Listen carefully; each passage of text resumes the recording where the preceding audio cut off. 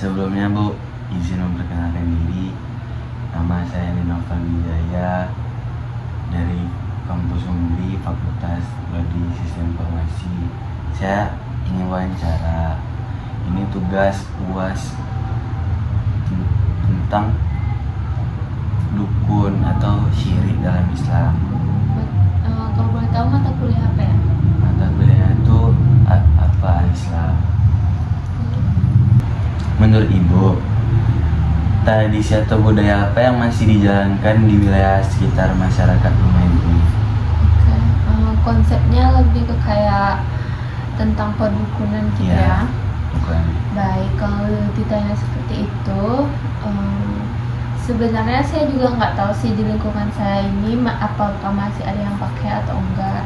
Tapi sih kalau kita lingkupnya lebih besar, itu menurut saya masih terdapat praktik-praktik kepercayaan yang demikian. Nah, kepercayaan tersebut merupakan kepercayaan dari tradisional dulu. Nah, sebelumnya juga mungkin kakek nenek kita dulu juga banyak yang pakai kayak gitu.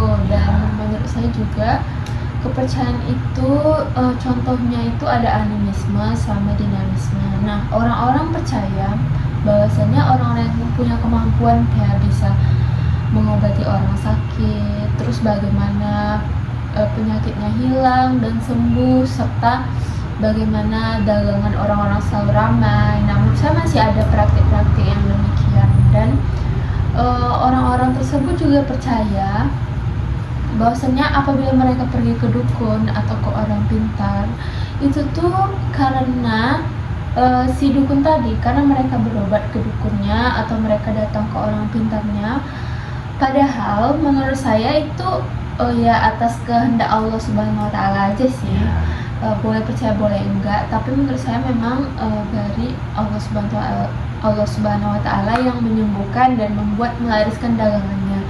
Sedangkan orang-orang ini berpikiran bahwasannya dengan mereka ke dukun makanya mereka bisa sembuh, mereka bisa dagangannya tuh rame seperti itu. Nah, orang-orang yang seperti ini sih kebanyakan yang ya itu sih, banyak yang ke dukun itu gara-gara pengen cepat sembuh, bahkan untuk penyakit yang mematikan sekalipun. Terus juga ada yang pengen dagangannya ramai.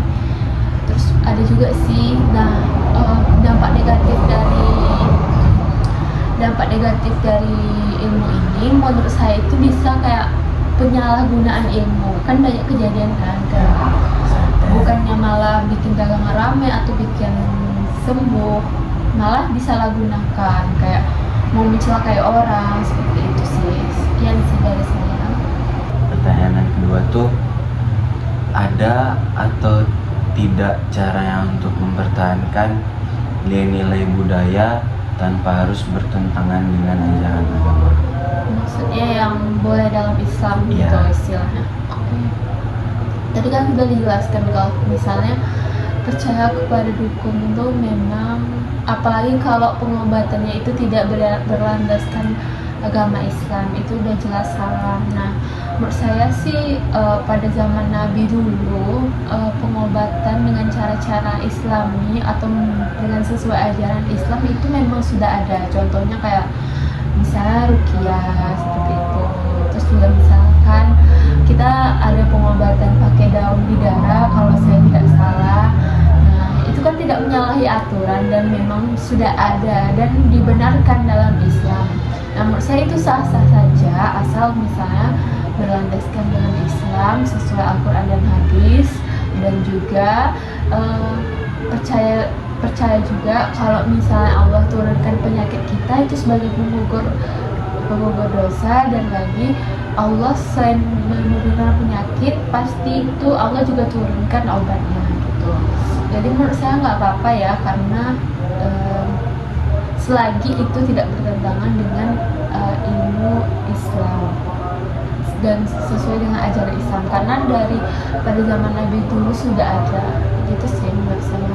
Nah, untuk tambahan yang tadi ya, menurut saya sih juga berobat ke ustadz atau kayak misalnya ruqyah itu kan sesuai ajaran Islam. Nah, menurut saya itu tidak menyalahi aturan, karena dia juga merupakan bentuk ikhtiar kita terhadap penyakit tersebut. Nah, karena kita harus percaya, dan walaupun kita berobat secara Islam, tapi kalau misalnya atas izin Allah itu belum disembuhkan, maka dia juga tidak akan sembuh seperti itu. Jadi kalau misalnya sembuh, berarti itu atas kehendak Allah Subhanahu wa Ta'ala, dan Allah lah Maha sebenar-benarnya obat dan penyembuh. Itu sih menurut saya. Menurut Ibu, apa dampak positif dan dampak negatif kalau kita mempercayai dengan dukun? Baik, kalau untuk dampak positif dan negatif untuk percaya kepada dukun itu sendiri sih menurut saya sudah jelas ya. Kalau dampak negatifnya itu sudah banyak, bahkan bisa dibilang nggak ada menurut saya hal-hal atau dampak positifnya apabila kita percaya terhadap kemampuan dukun tersebut. Nah, terus juga orang-orang yang percaya kepada kemampuan dukun seperti bisa melariskan dagangan atau bisa mengobati orang yang sakit, menyembuhkan penyakit yang mematikan sekalipun, menurut saya orang itu sangat musyrik dan sangat kufur. Mereka itu tergolong orang-orang yang kufur dari Al-Quran dan hadis, karena menurut saya itu merupakan tipu daya mereka, tipu daya si dukun tersebut. Menurut saya tidak ada hal-hal positif yang bisa kita ambil dari dukun tersebut. Mungkin orang-orang yang bilang bahwasanya mereka dapat dampak positif dari dukun tersebut, bisa ini bisa itu, menurut saya itu nggak ada ya. Dan menurut saya orang itu sangat berdosa, dan karena telah menyalahi aturan dan ajaran agama Islam seperti itu. Menurut saya nggak ada sih. Salah satu bentuk kesyirikan tadi seperti yang saya bilang itu contohnya adalah percaya terhadap dukun. Nah, itu sudah termasuk syirik. Nah, syirik ini itu ada dua macam, syirik akbar dan syirik asgar. Yang akbar ini menurut saya kalau syirik akbar ini itu tentang menyangkut tentang keyakinan kita terhadap sesuatu. Sedangkan kalau untuk yang asgar, sedangkan yang syirik asgar itu adalah tentang bagaimana lisan kita dan bagaimana perbuatan kita. Nah, kalau menurut saya yang praktik perdukunan ini itu termasuk kepada syirik akbar, karena itu tentang kepercayaan kita terhadap dukun tersebut. Nah, seperti itu. Ya sudah jelas-jelas syirik ini dilarang karena itu sama saja yang kita menyekutukan Allah dengan si dukun tadi. Kita percaya bahwasanya dukun tadi bisa mengobatkan, menyembuhkan penyakit, sedangkan itu izin Allah, kan sama saja dengan menyekutukan. Dan itu saya pernah baca, kalau saya tidak salah itu juga ada hadisnya dan menyebutkan bahwasanya barang siapa yang datang kepada dukun serta mempercayainya dan bertanya kepada dukun tersebut, maka tidak sah apa yang ibadahnya itu tidak akan sah selama 40 malam. Nah, begitulah bagaimana dosanya apabila kita tidak